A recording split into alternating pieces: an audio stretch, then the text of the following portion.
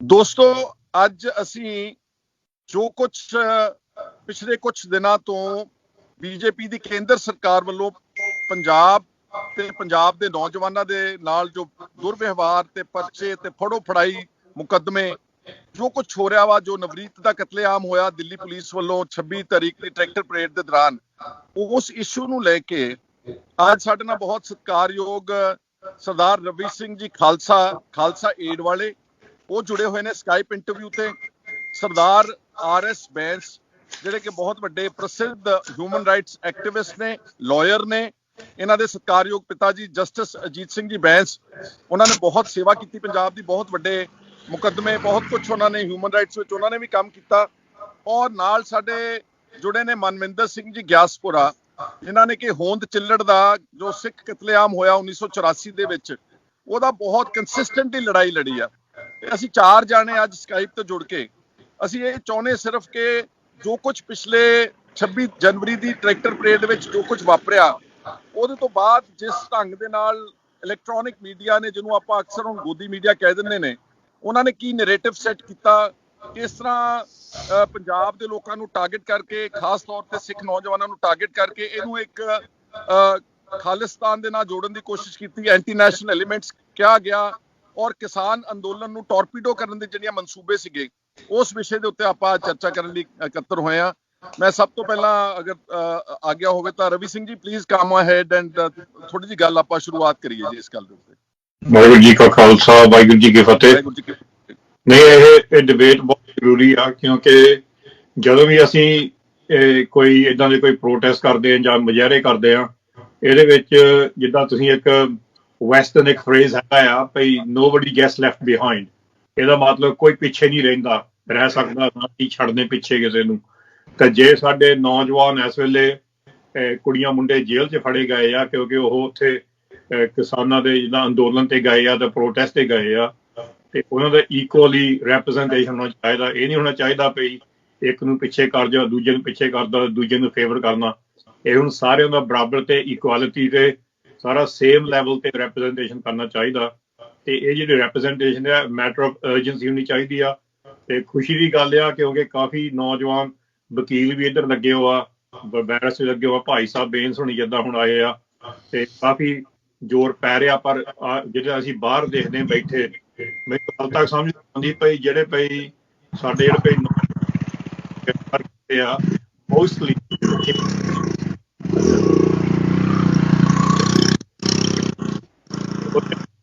ਕੋਈ ਮਰਡਰ ਕੀਤਾ ਜਾਂ ਕਿਸੇ ਦਾ ਖੂਨ ਕੀਤਾ, ਸੋ ਇਦਾਂ ਟ੍ਰੀਟ ਕੀਤਾ ਗਿਆ ਉਹ ਟੈਰਰਿਸਟ ਹੁੰਦੇ ਆ।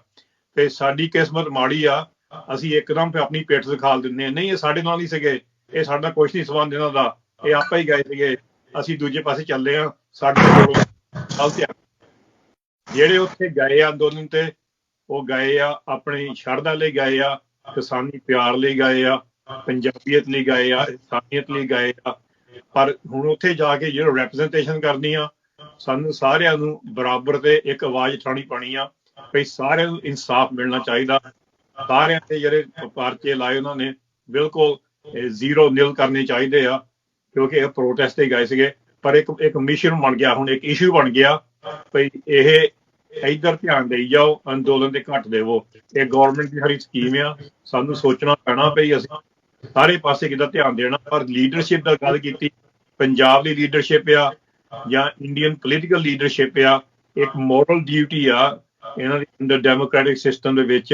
ਇਹਨਾਂ ਦੇ ਜਿਹੜੇ ਨੌਜਵਾਨ ਕੁੜੀਆਂ ਮੁੰਡੇ ਨੂੰ ਫ੍ਰੀ ਕਰਨਾ, ਇਹਨਾਂ ਦੇ ਉੱਪਰ ਜਿਹੜੇ ਪਰਚੇ ਲਾਏ ਆ ਉਹ ਜਿੱਦਾਂ ਬਿਲਕੁਲ ਰੱਦ ਕਰਨੇ।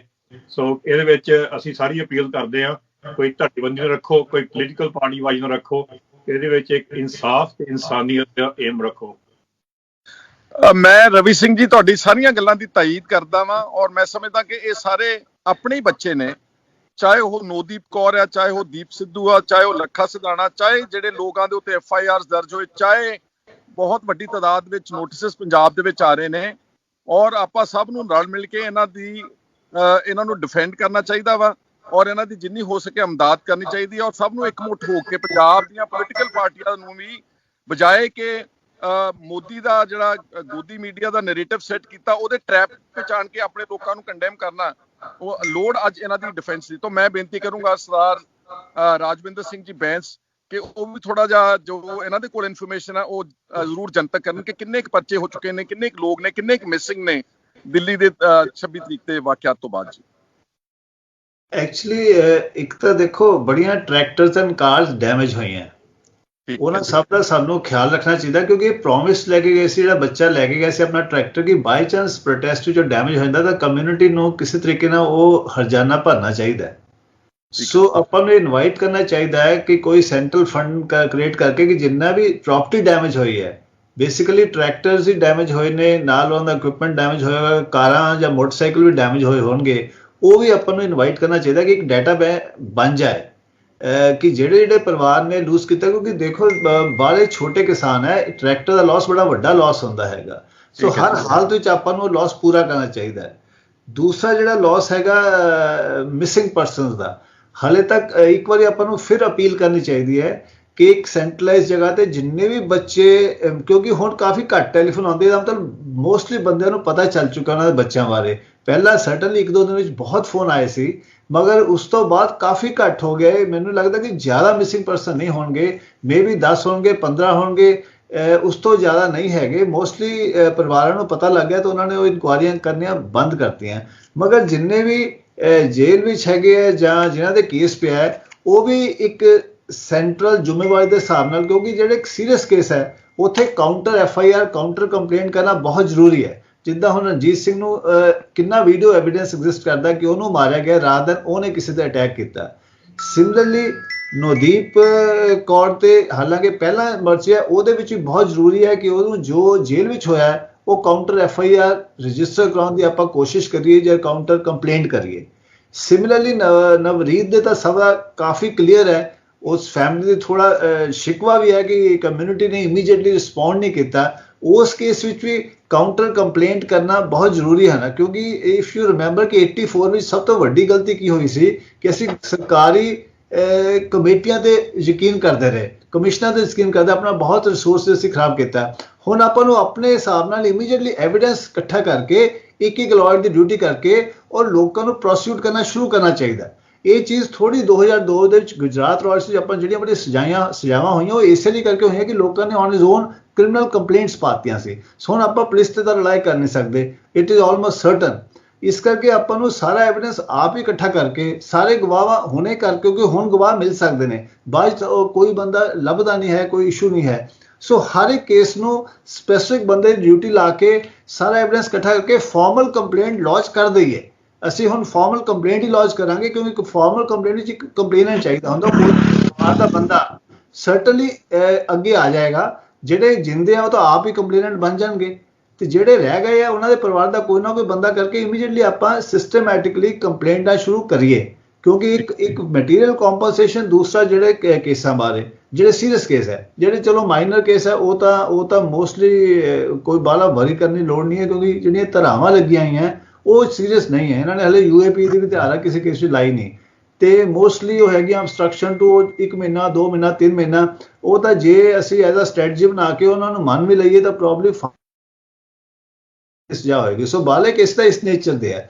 ਕੁਝ ਕੇਸ ਇਹਨਾਂ ਨੇ ਹੁਣ ਯੂਜ਼ ਕਰਨੀ ਹੈ, ਇਹਨਾਂ ਨੇ ਥੋੜੇ ਬੰਦਿਆਂ ਦੇ ਡਿਸਕਲੋਜ਼ਰ ਸਟੇਟਮੈਂਟ ਤੇ ਬਾਕੀ ਲੀਡਰਸ ਨੂੰ ਅਰੈਸਟ ਕਰਨ ਦਾ ਇਹਨਾਂ ਨੇ ਪ੍ਰੋਗਰਾਮ ਬਣਾਉਣਾ ਹੈ ਸਰਕਾਰ ਨੇ, ਜਿੱਦਾਂ ਕੋਈ ਯੂਜੂਅਲੀ ਕਰਦੇ ਹੁੰਦੇ ਨੇ। ਹੁਣ ਉਹਨਾਂ ਨੇ ਦੀਪ ਸਿੱਧੂ ਨੂੰ ਅਰੈਸਟ ਕਰ ਲਿਆ, ਸਿਧਾਰਨਾ ਨੂੰ ਅਰੈਸਟ ਕਰ ਲਿਆ, ਉਹਨਾਂ ਦੀ ਸਟੇਟਮੈਂਟ ਤੇ ਬਾਕੀ ਲੀਡਰਾਂ ਨੂੰ ਅਰੈਸਟ ਕਰਨ ਦੀ ਕੋਸ਼ਿਸ਼ ਕਰਨਗੇ ਕਿ ਜੋ ਉਹਨਾਂ ਨੇ ਡਿਸਕਲੋਜ਼ ਕੀਤਾ ਹੈ। ਸੋ ਚਲੋ ਉਹ ਤਾਂ ਡਿਫਰੈਂਟ ਪਾਰਟ ਹੈ, ਬਟ ਮੇਰੇ ਹਿਸਾਬ ਨਾਲ ਤਾਂ ਬੇਸਿਕਲੀ ਆਪਾਂ ਜੇ ਲੀਗਲ ਟੀਮ ਜਾਂ ਲੀਗਲ ਲੰਗਰ, ਇਹਨਾਂ ਦੋ ਚੀਜ਼ਾਂ ਨੇ, ਕੰਪਨਸੇਸ਼ਨ ਉਹ ਪ੍ਰਾਈਵੇਟ ਬੰਦੇ ਤੋਂ ਪੈਸਾ ਇਕੱਠਾ ਕਰਕੇ ਆਪਾਂ ਨੂੰ ਡਿਸਪਰਸ ਕਰਨਾ ਪਏਗਾ, ਤੇ ਜਿਹੜਾ ਲੀਗਲ ਡਿਫੈਂਸ ਉਹ ਲੌਂਗ ਟਰਮ ਹੈ। ਕਿਹਾ ਹੈ ਕਿ ਕੋਈ ਵੀ ਘੱਟੋ ਘੱਟ ਇੰਡੀਆ ਵਿੱਚ ਕੋਈ ਵੀ ਕੇਸ ਪੂਰਾ ਕਰਨ ਲਈ 10 ਸਾਲ ਲੱਗਦੇ ਨੇ। ਜੇ ਅਸੀਂ ਕਿਸੇ ਨੂੰ ਵੀ ਸਜ਼ਾ ਵੀ ਦੇਣਾ ਚਾਹੁੰਦੇ ਹਾਂ, ਜਿੱਦਾਂ ਨਵਰੀਤ ਦੇ ਕੇਸ ਵਿੱਚ ਬਹੁਤ ਜ਼ਰੂਰੀ ਹੈ ਆਇਡੈਂਟੀਫਾਈ ਕਰਨਾ ਉਹ ਪੁਲਿਸ ਅਫਸਰ ਜਿਹਨੇ ਗੋਲੀ ਚਲਾਈ ਜਾਂ ਕੋਈ ਹੋਰ ਬੰਦੇ ਨੇ ਉਸ ਯੂਨੀਫਾਰਮ ਵਿੱਚ ਗੋਲੀ ਚਲਾਈ। ਉਹਦੇ ਲਈ ਪ੍ਰੋਬਬਲੀ ਸਾਨੂੰ ਕਾਫੀ ਸਪੈਸ਼ਲਾਈਜ਼ਡ ਏਜੰਸੀ ਕੋਲ ਹੀ ਜਾਣਾ ਪਏਗਾ। ਮਗਰ ਬਾਕੀ ਸਾਰੇ ਕੇਸ ਤਾਂ ਬੜੇ ਸਿੰਪਲ ਹੈ, ਕੁੱਟਮਾਰ, ਟੌਰਚਰ ਦੇ ਉਹਨਾਂ ਦੀ ਆਪਣੀ ਗਵਾਹੀ ਤੇ ਮੈਡੀਕਲ ਐਵੀਡੈਂਸ ਨਾਲ ਉਹ ਸਕਸੈਸਫੁਲ ਹੋ ਜਾਣੇ ਆ। ਸੋ ਇਹ ਦੋ ਗੱਲਾਂ ਤੇ ਮੈਨੂੰ ਲੱਗਦਾ ਕਿ ਬਹੁਤ ਜ਼ਰੂਰੀ ਹੈ, ਜਿੱਥੇ ਕਿ ਬਹੁਤ ਘਾਟ ਹੈ ਸਾਡੀ ਕਮਿਊਨਿਟੀ ਦੇ, ਹਮੇਸ਼ਾ ਇਹ ਦੋ ਗੱਲਾਂ ਤੇ ਘਾਟ ਰਹਿ ਜਾਂਦੀ ਹਮੇਸ਼ਾ, ਬਾਕੀ ਸਾਰਾ ਕੁਝ ਚੱਲ ਜਾਂਦਾ ਹੈ। ਤੇ ਇਹਨਾਂ ਸ਼ਬਦਾਂ ਨਾਲ ਮੈਂ ਚਾਹੁੰਦਾ ਕਿ ਆਪਾਂ ਸ਼ੁਰੂਆਤ ਬਹੁਤ ਅੱਛੀ ਵੈਲਿਊਬਲ ਸੁਝਾਅ ਦਿੱਤੇ ਨੇ ਬੈਂਸ ਸਾਹਿਬ ਨੇ। ਤੇ ਜਿਹੜੇ ਵੀ ਸਰੋਤੇ ਦੇਖ ਰਹੇ ਨੇ, ਸੁਣ ਰਹੇ ਨੇ, ਜਿਹੜੇ ਅਫੈਕਟਡ ਨੇ, ਤੁਸੀਂ ਸਾਡੇ ਵਿੱਚੋਂ ਕਿਸੇ ਨੂੰ ਵੀ ਸੰਪਰਕ ਕਰ ਸਕਦੇ। ਖਾਸ ਤੌਰ ਤੇ ਬੈਂਸ ਸਾਹਿਬ ਚੰਡੀਗੜ੍ਹ ਨੇ, ਇਹਨਾਂ ਦਾ ਨੰਬਰ ਵੀ ਅਸੀਂ ਡਿਸਪਲੇ ਬੋਲ ਕੇ ਕਰ ਦਾਂਗੇ। ਜਿਹੜੇ ਵੀ ਅਫੈਕਟਡ ਨੇ, ਮਿਸਿੰਗ ਨੇ, ਜਿਹੜੇ ਕਾਨੂੰਨ ਦੀ ਸਹਾਇਤਾ ਲੈਣਾ ਚਾਹੁੰਦੇ ਨੇ, ਉਹਨਾਂ ਨੂੰ ਬੇਨਤੀ ਕਿ ਉਹ ਉੱਥੇ ਵੀ ਸੰਪਰਕ ਕਰ ਸਕਦੇ। ਖਾਲਸਾ ਏਡ ਦਾ ਬਹੁਤ ਇੱਕ ਕੈਂਪ ਆਲਰੇਡੀ ਟਿਕਰੀ ਬਾਰਡਰ ਤੇ, ਕੁੰਡਲੀ ਔਰ ਸਿੰਘੂ ਬਾਰਡਰ ਦੇ ਉੱਤੇ ਲੱਗਿਆ ਹੋਇਆ ਵਾ। ਰਵੀ ਸਿੰਘ ਉਹਨਾਂ ਦੇ ਜੋ ਕੰਟਰੀਬਿਊਸ਼ਨ ਕੀਤੀ ਉੱਥੇ ਵੀ ਤੁਸੀਂ ਸੰਪਰਕ ਕਰ ਸਕਦੇ ਹੋ, ਡਾਟਾਬੇਸ ਕ੍ਰੀਏਟ ਕਰ ਸਕਦੇ ਹੋ। ਔਰ ਨਵਰੀਤ ਦੇ ਮੁਤਲਕ ਤਾਂ ਮੈਂ ਕਹਿਣਾ ਚਾਹੁੰਦਾ ਕਿ ਉਹਦੇ ਦਾਦਾ ਜੀ ਵੱਲੋਂ ਦਿੱਲੀ ਹਾਈ ਕੋਰਟ ਵਿੱਚ ਇੱਕ ਬੈਂਸਾ petition Vrinda Grover human rights ਦੇ ਐਕਟਿਵਿਸਟ ਉਹਨਾਂ ਵੱਲੋਂ ਫਾਈਲ ਹੋ ਚੁੱਕੀ ਆ। 26 ਫੈਬਰੂਰੀ ਦੀ ਨੋਟਿਸ ਹੋ ਗਿਆ ਔਰ ਉਹਦੇ ਚ ਉਹਨਾਂ ਨੇ ਜਿਹੜੀ ਪੁਲਿਸ ਨੇ ਜੋ ਵੀ ਐਵੀਡੈਂਸ ਆ, all electronic evidence, CCTV footage etcetera ਸਾਰਾ ਮੰਗਵਾ ਲਿਆ। ਤੋਂ ਸਟੈਪ ਬਾਈ ਸਟੈਪ ਕਾਰਨ। ਪਰ ਜਿਹੜੀ ਤੁਸੀਂ ਗੱਲ ਕਹੀ ਕਿ ਆਪਾਂ ਨੂੰ ਜਿਨ੍ਹਾਂ ਲੋਕਾਂ ਦਾ ਨੁਕਸਾਨ ਹੋਇਆ, ਜਿਹੜੇ ਮਿਸਿੰਗ ਨੇ, ਉਹ ਡਾਟਾਬੇਸ ਜ਼ਰੂਰ ਸਾਡੇ ਤੱਕ ਆ, ਬੈਂਸ ਸਾਹਿਬ ਤੱਕ ਆ, ਖਾਲਸਾ ਏਡ ਤੱਕ ਆ, ਈਵਨ ਮਨਵਿੰਦਰ ਗਿਆਸਪੁਰਾ, ਫਤਿਹਗੜ੍ਹ ਸਾਹਿਬ ਹੁੰਦੇ ਨੇ, ਇਹਨਾਂ ਤੱਕ ਪਹੁੰਚਣ ਦੀ ਗੱਲ ਕਰਨਾ।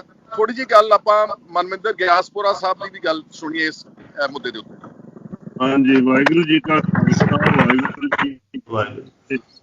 ਅਸੀਂ ਕੱਲ ਇੱਥੇ ਆਪਣੀ ਜਿਹੜੇ ਹੈਗੇ ਆ ਸਾਡੇ ਨੀਅਰ ਡੀਅਰ ਇੱਕ ਮੀਟਿੰਗ ਕੀਤੀ ਸੀ ਇਸੇ ਨੌਜਵਾਨਾਂ ਦੇ ਸੰਬੰਧ ਦੇ ਵਿੱਚ 2 ਦਿਨ ਪਹਿਲਾਂ। ਉਹਦੇ ਵਿੱਚ ਕਈ ਗੱਲਾਂ ਉੱਭਰ ਕੇ ਸਾਹਮਣੇ ਆਈਆਂ ਸੀ ਕਿ ਸਭ ਤੋਂ ਪਹਿਲਾਂ ਤਾਂ ਸਰਕਾਰ ਜਿਹੜੀ ਸਾਡੀ ਬੀਜੇਪੀ ਦੀ ਸਰਕਾਰ ਹੈ, ਇਹਦੀ ਮਨਸ਼ਾ ਸਾਡੇ ਜਿੰਨੀਆਂ ਵੀ ਜਥੇਬੰਦੀਆਂ ਉੱਥੇ ਬੈਠੀਆਂ ਨੇ ਉਹਨਾਂ ਨੂੰ ਸਮਝਣ ਦੀ ਲੋੜ ਹੈ। ਕਿਉਂਕਿ ਸਰਕਾਰ ਦੀ ਮਨਸ਼ਾ ਇਹਨਾਂ ਨੂੰ ਧੱਕੇ ਨਾਲ ਦਬਾਉਣ ਦੀ ਹੈ। ਜਿਸ ਤਰੀਕੇ ਦੇ ਨਾਲ ਅੱਜ ਸਾਰੀਆਂ ਜਥੇਬੰਦੀਆਂ ਇੱਕ ਕਿਸਮ ਦਾ ਇਹਨਾਂ ਨੌਜਵਾਨਾਂ ਤੋਂ ਪੱਲਾ ਝਾੜਨ ਦੀ ਕੋਸ਼ਿਸ਼ ਕਰ ਰਹੀਆਂ ਨੇ, ਮੈਂ ਸਮਝਦਾ ਉਹ ਕਿਸੇ ਨਾ ਕਿਸੇ ਭੁਲੇਖੇ ਵਿੱਚ ਨੇ। ਕਿਉਂਕਿ ਸਰਕਾਰ, ਬੀਜੇਪੀ ਦੀ ਸਰਕਾਰ ਦਾ ਜੇ ਤੁਸੀਂ ਪਿਛਲਾ ਰਿਕਾਰਡ ਦੇਖੋ, ਚੱਕ ਕੇ ਦੇਖੋ, ਉਹ ਹਮੇਸ਼ਾ ਇਦਾਂ ਦੇ ਪ੍ਰੋਟੈਸਟ ਨੂੰ ਕਿਸੇ ਨਾ ਕਿਸੇ ਤਰੀਕੇ ਆਪਣੇ ਗੋਦੀ ਮੀਡੀਆ ਜ਼ਰੀਏ ਉਹਨੂੰ ਪਹਿਲਾਂ ਬਦਨਾਮ ਕਰਦੇ ਨੇ, ਬਦਨਾਮ ਕਰਕੇ ਫਿਰ ਉਹਨੂੰ ਫੋਰਸਫੁਲੀ ਉਸ ਨੂੰ ਬੰਦ ਕਰਾਉਣ ਦੀ ਕੋਸ਼ਿਸ਼ ਕਰ ਰਹੇ ਨੇ। ਤੁਸੀਂ ਦੇਖੋ ਕਿ ਅਸੀਂ ਪਿਛਲੇ 84 ਦਿਨਾਂ ਤੋਂ ਦਰਾਹੇ ਲੰਗਰ ਲਾ ਕੇ ਰੱਖਿਆ ਹੋਇਆ, 26 ਤਰੀਕ ਤੋਂ ਬਾਅਦ ਇੱਕ ਅੱਧੀ ਟਰਾਲੀ ਆ ਰਹੀ ਹੈ। ਲੋਕਾਂ ਦੇ ਵਿੱਚ ਜੋ ਉਤਸ਼ਾਹ ਪਹਿਲਾਂ ਸੀ ਉਹ ਉਤਸ਼ਾਹ ਮੱਠਾ ਪੈਂਦਾ ਜਾ ਰਿਹਾ ਹੌਲੀ ਹੌਲੀ। ਇਹਦਾ ਕਾਰਨ ਕੀ ਹੈ ਕਿ ਉੱਥੋਂ ਦੇ ਜਿੰਨੇ ਵੀ ਪ੍ਰਬੰਧਕ ਨੇ ਜਾਂ ਜੋ ਵੀ ਉਹ ਸਾਰਾ ਸਿਸਟਮ ਚੱਲ ਰਿਹਾ, ਉਹਨਾਂ ਨੇ ਇਹਨਾਂ ਨੌਜਵਾਨਾਂ ਤੋਂ ਪੱਲਾ ਖਿੱਚ ਲਿਆ। ਦੇਖੋ, ਇੱਕ ਪਿੰਡ ਦੇ ਵਿੱਚੋਂ ਇੱਕ ਟਰਾਲੀ ਅਗਰ ਨਹੀਂ ਗਈ, ਉਹਨਾਂ ਨੂੰ ਹਜ਼ਾਰ ਰੁਪਈਆ ਜਾਂ 2-2 ਹਜ਼ਾਰ ਰੁਪਈਆ ਜੁਰਮਾਨੇ ਲਾਏ ਨੇ।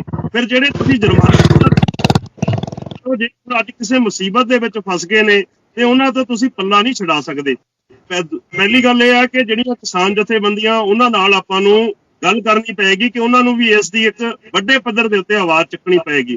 ਦੂਜੇ ਨੰਬਰ ਤੇ ਜਿੰਨੇ ਆਪਾਂ ਇੱਥੇ ਪੋਲੀਟੀਕਲ ਲੀਡਰ ਬੈਠੇ ਆ, ਜਿੰਨੇ ਪੰਜਾਬ ਦੇ ਵਿੱਚ ਬੈਠੇ ਆ, ਜਿਹੜੇ ਕਿ ਇੱਕ ਏਦਾਂ ਦੀ ਸੋਚ ਰੱਖਦੇ ਆ ਕਿ ਨਵਾਂ ਪੰਜਾਬ ਅਸੀਂ ਬਣਾਉਣਾ, ਸਾਨੂੰ ਸਾਰਿਆਂ ਨੂੰ ਇੱਕ ਮੰਚ ਦੇ ਉੱਤੇ ਆ ਕੇ ਸਰਕਾਰ ਦੇ ਉੱਤੇ ਇੱਕ ਪ੍ਰੈਸ਼ਰ ਕ੍ਰੀਏਟ ਕਰਨਾ ਚਾਹੀਦਾ। ਉਹਦੇ ਲਈ ਚਾਹੇ ਸਾਨੂੰ ਪ੍ਰੈਜੈਂਟੇਸ਼ਨ ਦੇ ਲਈ ਸਾਨੂੰ ਚਾਹੇ ਅਲੱਗ-ਅਲੱਗ ਅਥਾਰਟੀਜ਼ ਨੂੰ, ਜਿਹੜੀਆਂ ਸੀਨੀਅਰ ਅਥਾਰਟੀਜ਼ ਨੇ, ਉਹਨਾਂ ਨੂੰ ਆਪਣੇ ਤੌਰ ਤੇ ਮਿਲਣਾ ਚਾਹੀਦਾ।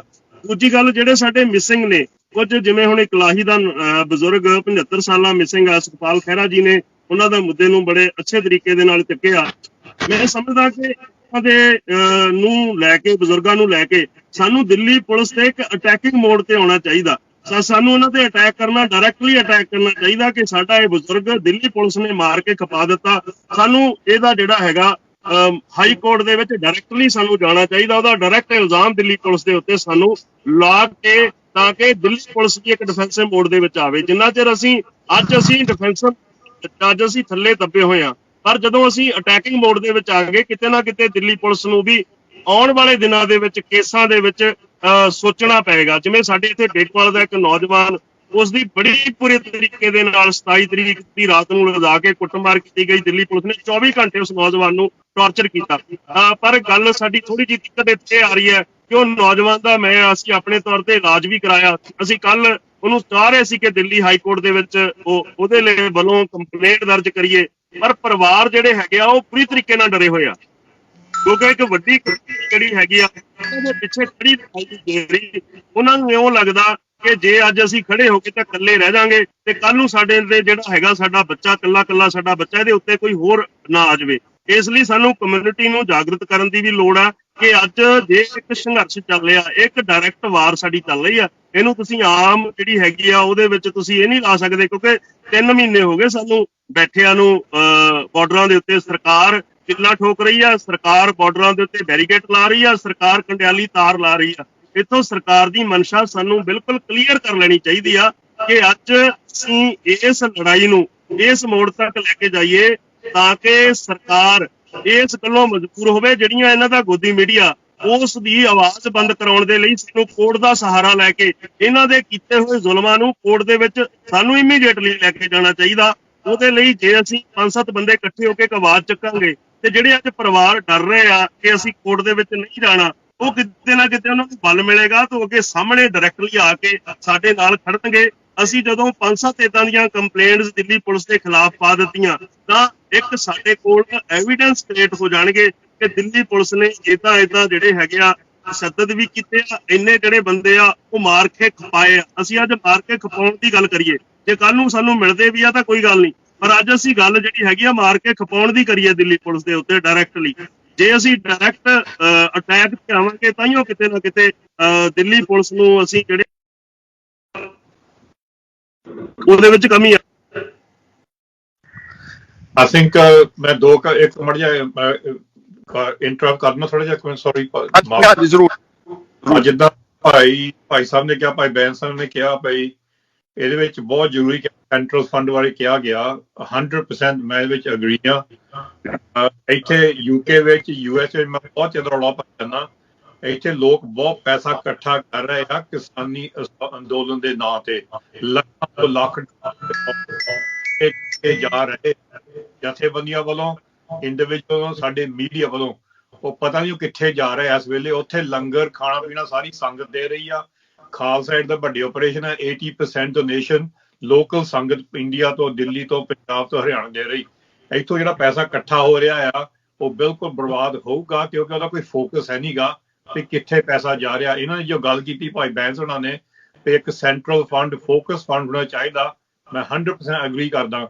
ਇਹ ਵੀ ਪੁੱਛਣਾ ਚਾਹੀਦਾ ਜਥੇਬੰਦੀਆਂ ਨੇ ਇੱਥੋਂ ਜਿਹੜੇ ਲੱਖਾਂ ਲੱਖ ਪਾਉਂਡ ਇਕੱਠੇ ਕੀਤੇ, ਡਾਲਰ ਕੀਤੇ ਗਏ, ਉਹ ਤੁਸੀਂ ਕਿੱਥੇ ਲਾ ਕੇ ਆਏ? ਨਿੱਕਾ ਜਿਹਾ ਟੇਬਲ ਲਾ ਕੇ ਮੋਹਰੇ ਲੱਖਾਂ ਪਾਉਂਡ ਇਕੱਠੇ ਕਰਨੇ। ਇਹ ਜੋ 84 ਚ ਹੋਇਆ ਹੁਣ ਮੁੜ ਕੇ ਹੋ ਰਿਹਾ ਆ। ਫੰਡਾਂ ਭਰ ਕੇ ਪੈਸੇ ਇਕੱਠੇ ਕਰਕੇ ਉੱਥੇ ਲੱਗੂਗੇ ਨੀਗੇ। ਮੈਂ ਬਿਲਕੁਲ ਸਹਿਮਤ ਹਾਂ ਭਾਈ ਬੈਂਸ ਹੋਣਾ ਨਾਲ, ਇੱਥੇ ਹੇਰਾ ਫੇਰੀ ਹੋ ਰਹੀ ਆ। ਦੂਜੀ ਗੱਲ ਵਿੱਚ ਆ ਜਿਹੜਾ ਭਾਈ ਮੈਂ ਵੀ ਇਹ ਅਪੀਲ ਕਰੂੰਗਾ ਸੰਗਤ ਨੂੰ, ਜਿੱਦਾਂ ਭਾਈ ਬੈਂਸ ਹੋਣੀ ਆ, ਇਹਨਾਂ ਦਾ ਸਾਥ ਦੇਵੋ। ਭਾਈ ਜਿਹਦੇ ਕੋਈ ਵੀਡੀਓ ਹੋਵੇ, ਜਿਹਦੇ ਕੋਲ ਕੋਈ ਪਿਕਚਰਸ ਹੋਣ ਉਸ ਟਾਈਮ ਜਾਂ ਜਿੱਦਾਂ ਮਰਜ਼ੀਆਂ ਹੋਣ, ਜਿੱਥੇ ਇਨਸੀਡੈਂਟ ਹੋਏ ਆ ਲਾਲ ਕਿਲੇ ਹੋਰ ਜਾਂ ਬਾਹਰ, ਉਹ ਡਿਸਟਰੋਏ ਨਾ ਕਰਨ। ਬਿਲਕੁਲ ਸੇਵ ਕਰਕੇ ਇੱਕ ਫੋਕਸ ਹੋਣਾ ਚਾਹੀਦਾ, ਇੱਕ ਨੰਬਰ, ਸੈਂਟਰਲ ਨੰਬਰ, ਜਿੱਥੇ ਉਹ ਵੀਡੀਓ ਆਪਣੇ ਸਾਰੇ ਸੈਂਡ ਕਰ ਸਕਣ। ਉਹ ਫਿਰ ਲੇਟਰ ਔਨ ਇਨਵੈਸਟੀਗੇਸ਼ਨ ਟੀਮ ਉਹ ਮੁੜ ਕੇ ਸਾਰਾ ਚੈੱਕ ਕਰ ਸਕਦੀ ਆ। ਸ਼ਾਇਦ ਕੋਈ ਚੀਜ਼ ਦਿਸੂਗੀ ਨਹੀਂ, ਕਈ ਵਾਰੀ ਸਾਨੂੰ ਨਹੀਂ ਦਿਸਦੀ। ਅਸੀਂ ਰਿਕਾਰਡ ਕਰਦੇ ਵੀਡੀਓ, ਉੱਥੇ ਕੀ ਹਾਲਾਤ ਸੀਗੇ, ਉੱਥੇ ਰੌਲਾ ਪੈਂਦਾ, ਪਰ ਉਹਦੇ ਵਿੱਚ ਵੀਡੀਓ 'ਚ ਕੋਈ ਨਾ ਕੋਈ ਚੀਜ਼ ਕੈਪਚਰ ਹੁੰਦੀ। ਪਰ ਸਾਡੇ ਕੋਲ ਸੈਂਟਰਲ ਨੰਬਰ ਹੈ, ਅਸੀਂ ਉਹ ਵੀਡੀਓ ਕਿਸੇ ਨੂੰ ਭੇਜ ਦਈਏ ਸੇਫ ਕੀਪਰ ਲਈ, ਫਿਊਚਰ ਲਈ, ਇਨਵੈਸਟੀਗੇਸ਼ਨ ਲਈ, ਐਵੀਡੈਂਸ ਲਈ। ਇਹ ਵੀ ਮੈਂ ਬੇਨਤੀ ਕਰੂੰਗਾ ਵੀ ਇਹ ਵੀ ਦੇਖਿਆ ਜਾਵੇ। ਤੋ ਤੀਜੀ ਗੱਲ ਇਹ ਚਾਹੁੰਦੀ ਆ, ਜਿਹੜੇ ਮੈਂ ਕੋਸ਼ਿਸ਼ ਬਹੁਤ ਕੀਤੀ ਪਰਸਨਲੀ ਪਿਛਲੇ 4-5 ਹਫ਼ਤੇ ਵਿੱਚੋਂ, ਪਿਛਲੇ ਮਹੀਨੇ ਵਿੱਚ, ਭਈ ਜਿਹੜੇ ਕਿਸਾਨ ਲੀਡਰਸ਼ਿਪ ਨਾਲ ਗੱਲ ਕਰਨ ਦੀ, ਮੇਰੇ ਮੈਸੇਜ ਗਾਹਾਂ ਨਹੀਂ ਦਿੱਤੇ ਗਏ ਉਹਨਾਂ ਨੂੰ। ਉਹਨਾਂ ਦੇ ਜਿਹੜੇ ਸੈਕਟਰੀ ਹੈ ਜਾਂ ਉਹਨਾਂ ਦੇ ਫਰੰਟ ਲਾਈਨ ਬੰਦੇ ਆ, ਬਸ ਭਾਈ ਜੋਗਿੰਦਰ ਸਿੰਘ ਗਰਾਜ ਨੇ ਮੇਰੇ ਨਾਲ 1-1.5 ਮਹੀਨਾ ਪਹਿਲਾਂ ਗੱਲ ਕੀਤੀ। ਬਾਕੀਆਂ ਨੇ ਬਿਲਕੁਲ ਮੈਨੂੰ ਕਿਹਾ ਗਿਆ ਆ ਗੱਲ ਕਰਾ ਦੇਵਾਂਗੇ, ਕੋਈ ਨਾ ਫਿਕਰ ਨਾ ਕਰੋ। ਉਹ ਜਾਣ ਕੇ ਸਾਨੂੰ ਜਸ ਟੰਗੀ ਜਾਂਦੇ ਆ, ਗੱਲ ਨਹੀਂ ਕਰਾ ਰਹੇ ਸਾਨੂੰ, ਜਿਹੜੇ ਉਹਨਾਂ ਦੇ ਗੱਬੇ ਜਿਹੜੇ ਮਿਡਲ ਮੈਨ ਆ। ਸੋ ਇੰਗੇਜਮੈਂਟ ਕਰਨੀ ਚਾਹੀਦੀ ਕਿਸਾਨ ਲੀਡਰਸ਼ਿਪ ਨਾਲ, ਕਿਉਂਕਿ ਉਹਨਾਂ ਨੇ ਜਿਹੜਾ ਵੀ ਅੰਦੋਲਨ ਚਲਾਇਆ ਬਹੁਤ ਸਕਸੈਸਫੁਲ ਆ। ਅਸੀਂ ਵੀ ਸਪੋਰਟ ਕਰਦੇ ਆ।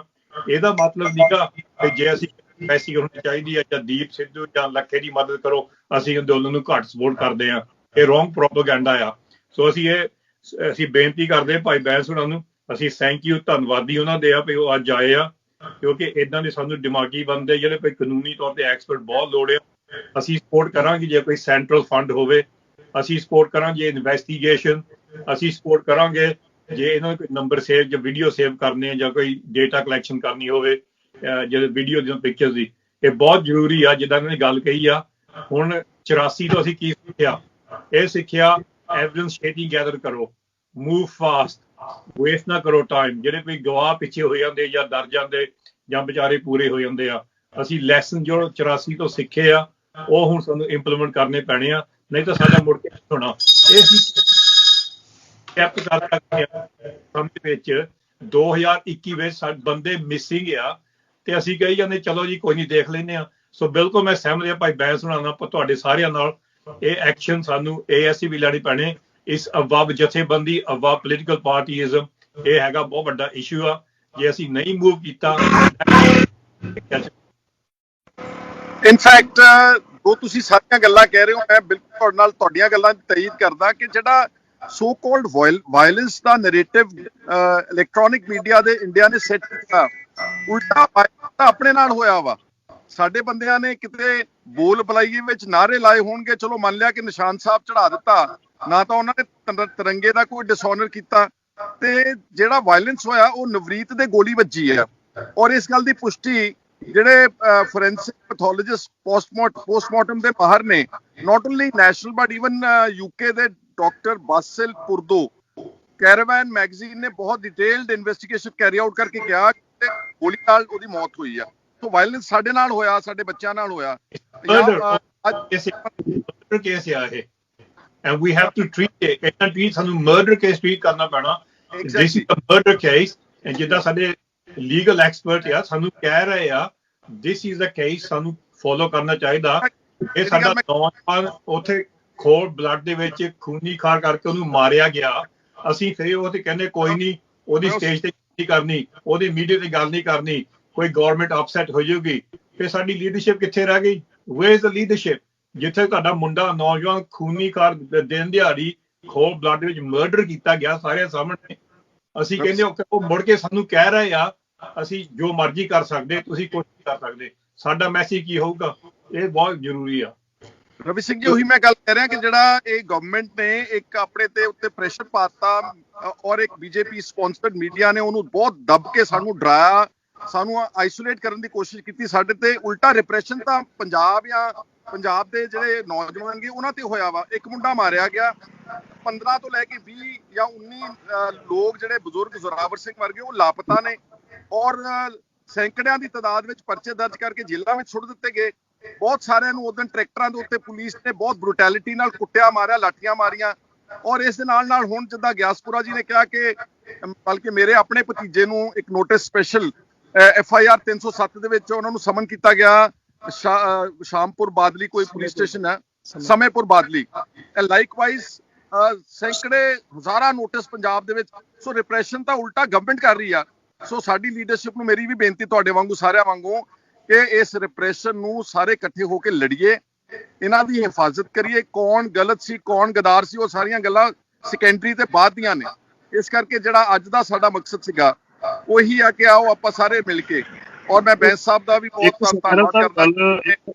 ਇੱਕ ਹੋਰ ਗੱਲ ਜ਼ਰੂਰੀ ਸੀ,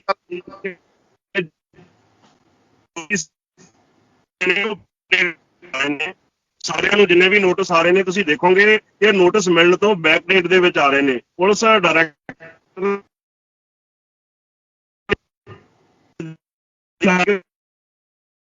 ਜਿਹੜੇ ਹੈਗੇ ਚਾਹੁੰਦੇ ਆ ਉਹਨਾਂ ਜਿਹੜੇ ਨੋਟਿਸ ਨੇ ਉਹਨਾਂ ਦਾ ਬਾਕੀ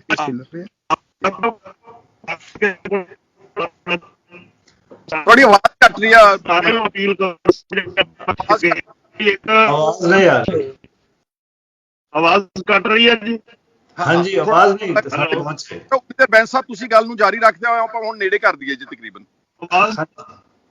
ਇਹ ਬਿਲਕੁਲ ਠੀਕ ਹੈ। ਦੇਖੋ ਇਮੀਡੀਏਟਲੀ ਸਾਨੂੰ ਪਬਲਿਕ ਕਾਲ ਦੇਣੀ ਚਾਹੀਦੀ ਹੈ ਕਿ ਨਵਰੀਤ ਦੇ ਪੋਸਟਮਾਰਟਮ ਵਿੱਚ ਸਪਸ਼ਟ ਹੁੰਦਾ ਕਿ ਲੋਅਰ ਲੈਵਲ ਤੋਂ ਗੋਲੀ ਆਈ ਹੈ, ਸਾਹਮਣੇ ਤੋਂ ਆਈ ਹੈ, ਬੈਰੀਕੇਡ ਲੱਗੇ ਸੀ, ਸਾਹਮਣੇ ਪੁਲਿਸ ਫੋਰਸ ਸੀ ਜਿਹਨੇ ਕਿਉਂਕਿ ਸਭ ਤੋਂ ਔਖਾ ਹੁਣ ਆਇਡੈਂਟੀਫਾਈ ਕਰਨਾ ਹੈ।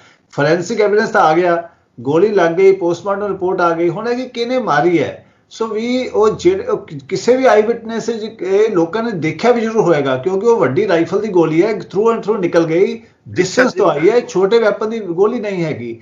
ਤੇ ਕੋਈ ਜਿਹੜਾ ਅੰਦੋਲਨਕਾਰੀ ਦੇ ਵਿੱਚ ਤੇ ਛੋਟਾ ਵੈਪਨ ਕੰਸੀਲ ਲੈ ਕੇ ਆ ਸਕਦਾ, ਸੋ ਵੱਡੀ ਰਾਈਫਲ ਦੀ ਗੋਲੀ ਹੈ, 100% ਕਿਸੇ ਪੁਲਿਸ ਫੋਰਸ ਦੇ ਵੱਲੋਂ ਆਈ ਹੈ। ਕਿਸੇ ਨੇ ਦੇਖਿਆ ਵੀ ਹੋਏਗਾ ਗੋਲੀ ਮਾਰਦੇ ਉਸ ਵਕਤ। ਸੋ ਇਸ ਕਰਕੇ ਪਬਲਿਕ ਕਾਲ ਜ਼ਰੂਰ ਦਿਓ ਕਿ ਜੇ ਕਿਸੇ ਨੇ ਦੇਖਿਆ ਤਾਂ ਉਹਨੂੰ ਆਇਡੈਂਟੀਫਾਈ ਕਰਕੇ ਦੱਸਿਆ ਜਾਵੇ, ਪਤਾ ਲੱਗ ਜਾਏ। ਇਸ ਸਟੇਜ ਤੇ ਹਲੇ ਵੀ ਪਤਾ ਲੱਗ ਸਕਦਾ, ਅਦਰਵਾਈਜ਼ ਬਾਅਦ ਵਿੱਚ ਬਹੁਤ ਔਖਾ ਹੋ ਜਾਂਦਾ। ਅਸੀਂ ਸਟੈਬਲਿਸ਼ ਤਾਂ ਕਰ ਲਾਂਗੇ ਕਿ ਉਹਨੂੰ ਮਰਡਰ ਕੀਤਾ ਗਿਆ, ਬਟ ਕਿਹਨੇ ਕੀਤਾ ਉਹ ਹੁਣੇ ਹੀ ਪਤਾ ਲੱਗ ਸਕਦਾ, ਵਾਈਡ ਪਬਲਿਸਿਟੀ ਨਾਲ ਪਤਾ ਲੱਗ ਸਕਦਾ ਕਿ ਕੋਈ ਵਲੰਟਰੀ ਇਨਫੋਰਮੇਸ਼ਨ ਮਿਲ ਜਾਏ। ਆਇਡੈਂਟੀਫਿਕੇਸ਼ਨ ਉਸ ਆਫਿਸਰ ਦੀ ਜਾਂ ਉਸ ਬੰਦੇ ਦੀ ਬਹੁਤ ਜ਼ਰੂਰੀ ਹੈ ਇਸ ਸਟੇਜ ਤੇ। ਇੱਕ ਲਾਸਟ ਵਿੱਚ ਮੇਰੀ ਬੈਂਸ ਸਾਹਿਬ ਤੇ ਰਵੀ ਸਿੰਘ ਜੀ ਇਹ ਵੀ ਬੇਨਤੀ ਕਿ ਆਪਾਂ ਆਪਣੀ ਲੀਡਰਸ਼ਿਪ ਨੂੰ, ਕਿਸਾਨ ਨੂੰ ਵੀ, ਸਾਰਿਆਂ ਨੂੰ ਬੇਨਤੀ ਕਰੀਏ ਕਿ ਤੁਸੀਂ why don't you seek a proper commission of inquiry into the all incidents of 26 January, whether it is the Navreet killing by the police, whether it is unfurling of some flags, controversial flags, let's say at the Red Fort area, red fort ਵਿੱਚ ਕੀ ਵਾਪਰਿਆ, ਕੀ ਕਿਉਂਕਿ ਗਾਜ਼ੀਪੁਰ ਵਾਲੀ side ਤੋਂ ਨਵਰੀਤ ਦੇ ਜਦੋਂ ਮੈਂ ਅਫਸੋਸ ਕਰਨ ਗਿਆ ਰੁਦਰਪੁਰ, ਉਹਨਾਂ ਨੇ ਕਿਹਾ ਕਿ ਜਿਹੜਾ ਓਰੀਜਨਲ ਰੂਟ ਸੀਗਾ ਪੁਲਿਸ ਨੇ ਜਿਹੜਾ ਕਿਸਾਨ ਜਥੇਬੰਦੀਆਂ ਨੂੰ ਦਿੱਤਾ ਉਹ ਤਾਂ ਉਹਨਾਂ ਨੇ ਆਪ ਹੀ ਬਲੌਕ ਕਰਤਾ, ਸਾਡੇ ਟਰੈਕਟਰਾਂ ਨੂੰ ਆਪ ਪੁਸ਼ ਕੀਤਾ towards ITO crossing red fort. ਤਾਂ ਉਹਦੀ ਜਾਂਚ ਵੀ ਹੋਵੇ। ਔਰ ਜਿਹੜਾ ਕੁੰਡਲੀ ਤੇ ਸਿੰਘੂ ਬਾਰਡਰ ਤੇ 2-3 ਦਿਨ ਬਾਅਦ ਸਪਾਂਸਰਡ ਬਦਮਾਸ਼ਾਂ ਨੇ ਰੋੜੇ ਮਾਰੇ, ਪਥਰਾਓ ਕੀਤਾ, ਉਹਨਾਂ ਨੂੰ ਇਹ ਕੋਸ਼ਿਸ਼ ਕੀਤੀ ਕਿ ਇਹਨੂੰ ਅਸੀਂ ਹਿੰਦੂ ਬਨਾਮ ਸਿੱਖ ਦੰਗੇ ਤੇ ਲੜਾਈ ਕਰਾਈਏ। ਇਹ ਸਾਰੀ ਦੀ ਇੱਕ ਗਵਰਨਮੈਂਟ, ਸਾਡੀਆਂ ਕਿਸਾਨ ਜਥੇਬੰਦੀਆਂ ਨੂੰ ਮੰਗ ਕਰਨੀ ਚਾਹੀਦੀ ਕਿ ਇਹਦੀ ਪੂਰੀ ਡਿਟੇਲਡ ਕੰਪਰੀਹੈਂਸਿਵ ਇੱਕ ਜੁਡੀਸ਼ੀਅਲ ਇਨਕੁਆਇਰੀ ਜਿਹੜੀ ਆ ਕਿਸੇ ਹਾਈ ਕੋਰਟ ਜਾਂ ਸੁਪਰੀਮ ਕੋਰਟ ਦੇ ਜੱਜ ਵੱਲੋਂ ਆਉਣੀ ਚਾਹੀਦੀ। ਇਹ ਮੰਗ ਪੰਜਾਬ ਦੀਆਂ ਪੋਲੀਟੀਕਲ ਪਾਰਟੀਆਂ ਨੂੰ ਵੀ ਕਰਨੀ ਚਾਹੀਦੀ ਹੈ ਔਰ ਕਿਸਾਨ ਜਥੇਬੰਦੀਆਂ ਦੇ ਲੀਡਰਸ ਨੂੰ ਵੀ ਕਰਨੀ ਚਾਹੀਦੀ ਹੈ। ਔਰ ਇਹੀ ਮੈਂ ਸਮਝਦਾ ਕਿ ਆਪਾਂ ਸਭ ਨੂੰ ਮਿਲ ਕੇ ਇੱਕ ਵਾਰ ਸਭ ਨੂੰ ਡਿਫੈਂਡ ਜ਼ਰੂਰ ਕਰਨਾ ਚਾਹੀਦਾ। ਇਹੀ ਅੱਜ ਦਾ ਸਾਡਾ ਜ਼ਿਆਦਾ ਮਕਸਦ ਸੀਗਾ। ਅਗਰ ਕੋਈ ਹੋਰ ਗੱਲ ਤੁਸੀਂ ਕਹਿਣਾ ਚਾਹੁੰਦੇ ਹੋ ਪਲੀਜ਼ ਗੋ ਅਹੈਡ ਜੀ।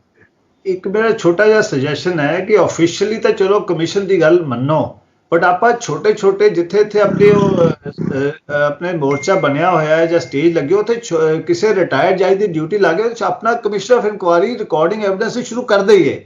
ਐਬਸੋਲੂਟਲੀ ਉੱਥੇ ਫਿਰ ਗਵਾਹ ਆਉਣ ਲੱਗ ਪੈਣਗੇ, ਉਹਨਾਂ ਦੀ ਸਟੇਟਮੈਂਟ ਲਿਖਾ ਕੇ ਪ੍ਰੋਪਰ ਡਾਕੂਮੈਂਟੇਸ਼ਨ ਸ਼ੁਰੂ ਕਰ ਦਈਏ। ਬਾਅਦ ਵਿੱਚ ਅਸੀਂ ਉਹਨਾਂ ਨੂੰ ਯੂਜ਼ ਕਰਾਂਗੇ ਫॉर ਕੋਰਟ ਪ੍ਰੋਸੀਡਿੰਗ।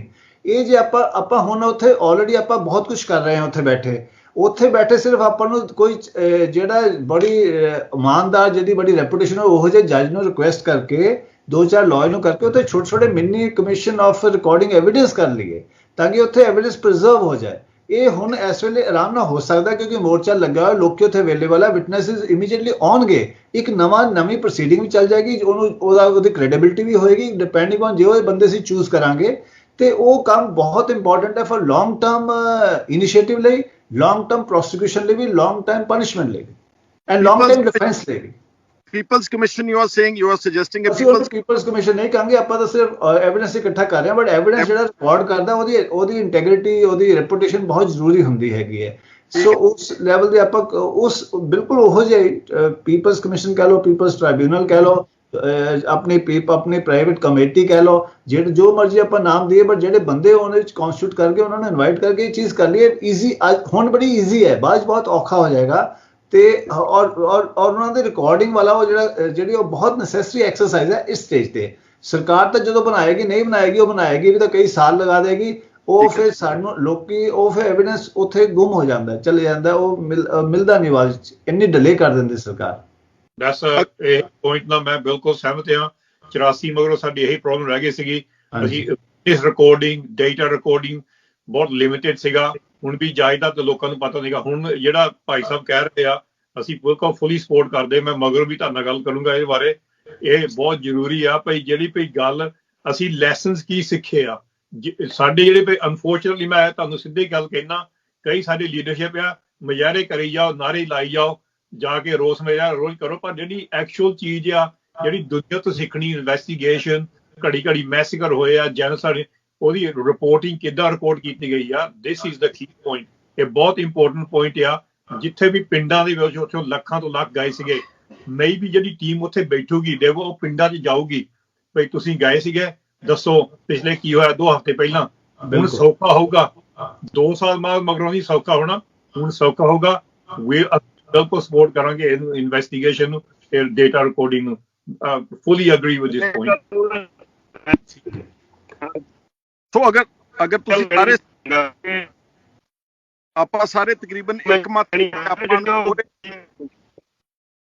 ਆਵਾਜ਼ ਆ ਰਹੀ ਕਿਸੇ ਦੀ?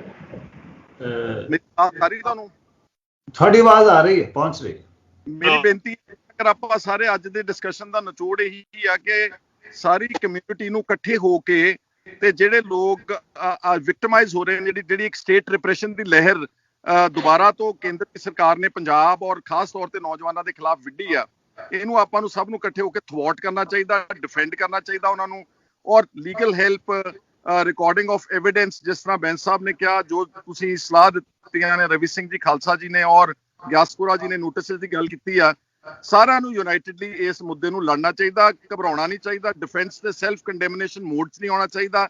ਔਰ ਯਾਦ ਰਹੇ ਕਿ ਇਹੀ ਨੌਜਵਾਨ ਨੇ ਜਿਹੜੇ ਅੱਜ ਅਗਰ ਦਿੱਲੀ ਦੇ ਬਾਰਡਰ ਦੇ ਉੱਤੇ ਧਰਨਾ ਲੱਗਿਆ ਤੇ ਇਹੀ ਨੌਜਵਾਨ ਹੀ ਉੱਥੇ ਧਰਨੇ ਨੂੰ ਲੈ ਕੇ ਗਏ ਨੇ। ਸੋ ਉਮੀਦ ਕਰਦੇ ਆ ਕਿ ਕਿਸਾਨ ਅੰਦੋਲਨ ਦੀ ਜਿਹੜੀ ਲੀਡਰਸ਼ਿਪ ਆ ਉਹ ਸਾਡੀਆਂ ਅੱਜ ਦੇ ਇਸ ਚਰਚਾਵਾਂ ਦੇ ਉੱਤੇ ਗੌਰ ਕਰਕੇ ਤੇ ਜ਼ਰੂਰ ਪੋਜ਼ਿਟਿਵਲੀ ਸਟੈਪ ਫਾਰਵਰਡ ਕਰਕੇ ਐਗਰੈਸਿਵਲੀ ਜੋ ਕੁਝ 26 ਨੂੰ ਵਾਪਰਿਆ ਉਹ ਉਹਨਾਂ ਦਾ ਕਸੂਰ ਸੀ, ਨਾ ਕਿ ਸਾਡਾ ਕਸੂਰ ਸੀਗਾ, ਉਹਦਾ ਹਿਸਾਬ ਮੰਗਣ ਦੀ ਆਪਾਂ ਪ੍ਰਕਿਰਿਆ ਸ਼ੁਰੂ ਕਰੀਏ ਤੇ ਜੋ ਵੀ ਐਵੀਡੈਂਸ, ਜੋ ਮਿਸਿੰਗ ਪਰਸਨਸ ਨੇ, ਉਹ ਸਾਰੀ ਗੱਲ ਨੂੰ ਔਨ ਰਿਕਾਰਡ ਲਿਆਉਣ ਦੀ ਕੋਸ਼ਿਸ਼ ਕਰੀਏ। ਤੁਹਾਡਾ ਸਾਰਿਆਂ ਦਾ ਮੈਂ ਵੀ ਬਹੁਤ ਬਹੁਤ ਸ਼ੁਕਰੀਆ ਅਦਾ ਕਰਦਾ ਕਿ ਤੁਸੀਂ ਆਏ, ਆਪਣਾ ਟਾਈਮ ਕੱਢਿਆ ਵਾ। ਇਹਨੂੰ ਆਪਾਂ follow up beyond after this interview ਆਪਾਂ ਆਪਸ ਵਿੱਚ ਡਿਸਕਸ਼ਨ ਕਰਕੇ ਇਹਨੂੰ ਆਪਾਂ ਅੱਗੇ ਲਿਜਾਣ ਦੀ ਹੋਰ ਵੀ ਕੋਸ਼ਿਸ਼ ਕਰਾਂਗੇ। ਤੁਹਾਡਾ ਸਾਰਿਆਂ ਦਾ ਸ਼ੁਕਰੀਆ ਜੀ ਜੁੜਨ ਵਾਸਤੇ। ਵਾਹਿਗੁਰੂ ਜੀ ਕਾ ਖਾਲਸਾ, ਵਾਹਿਗੁਰੂ ਜੀ ਕੀ ਫਤਿਹ। ਸਤਿ ਸ਼੍ਰੀ ਅਕਾਲ ਦੋਸਤੋ, ਮੈਂ ਤੁਹਾਡਾ ਆਪਣਾ ਫਿਰੋਜ਼ ਖਾਨ। ਹੱਕ ਸੱਚ ਦਾ ਸਾਂਝਾ ਮੁਹਾਜ਼, ਸਾਂਝਾ ਮੁੱਦਾ ਚੈਨਲ ਨੂੰ ਤੁਸੀਂ ਸਾਰਿਆਂ ਨੇ ਸਬਸਕ੍ਰਾਈਬ ਕਰਨਾ ਔਰ ਬਹੁਤ ਸਾਰਾ ਪਿਆਰ ਦੇਣਾ, ਲਾਈਕ ਕਰਨਾ, ਸ਼ੇਅਰ ਕਰਨਾ।